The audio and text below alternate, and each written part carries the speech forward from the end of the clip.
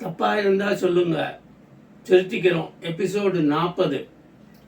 சமூக நீதி சமத்துவ சமுதாயம் காண மத்திய அரசு செயல்பாட்டினால் விளைந்த பல திட்டங்களினால் பயனடைந்தோர் எண்ணிக்கையை பார்க்கும்போது வியப்பாய் இருக்கிறது.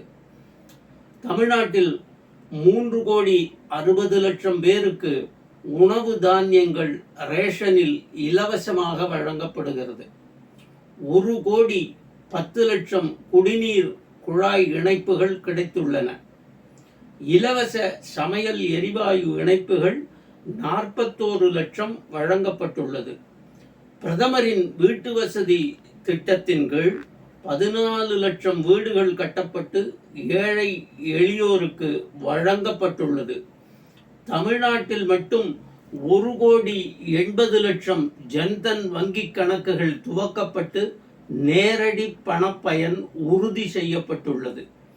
4 லட்சம் சாலையோர வியாபாரிகளுக்கு 1000 கோடி கடன் வழங்கப்பட்டு சுயசார்பு வாழ்வாதாரம் மேம்படுத்தப்பட்டுள்ளது. பிரதமரின் ஜீவன் ஜோதி ஆயுள் காப்பீட்டு திட்டத்தின் கீழ் 1,20,00,000 மக்கள் பயனடைந்துள்ளதாக புள்ளி விபரம் பேசுகிறது.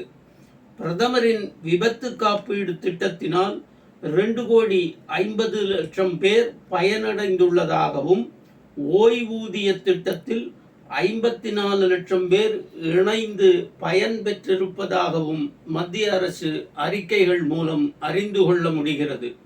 எல்லோருக்கும் சோறு, எல்லோருக்கும் வீடு, எல்லோருக்கும் வேலை, கல்வி, மருத்துவம், இதைத்தானே ஜனநாயக சோஷலிசம் என்கிறோம்.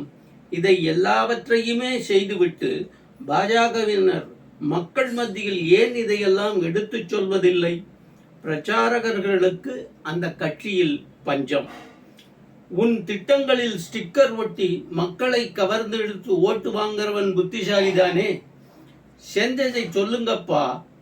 மக்கள் புரிஞ்சு ஓட்டு போடுவாங்க என்று பெருந்தலைவர் மாதிரி வெள்ளந்தியா இருக்காதீங்க.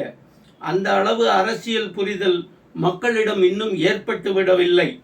தமிழகத்தில் டாஸ்மாக்கும் இலவசமும் தான் ஓட்டு பொறுக்கும் நிலை என்றாகிவிட்டதை மாற்ற யாராவது முன்வாருங்களப்பா.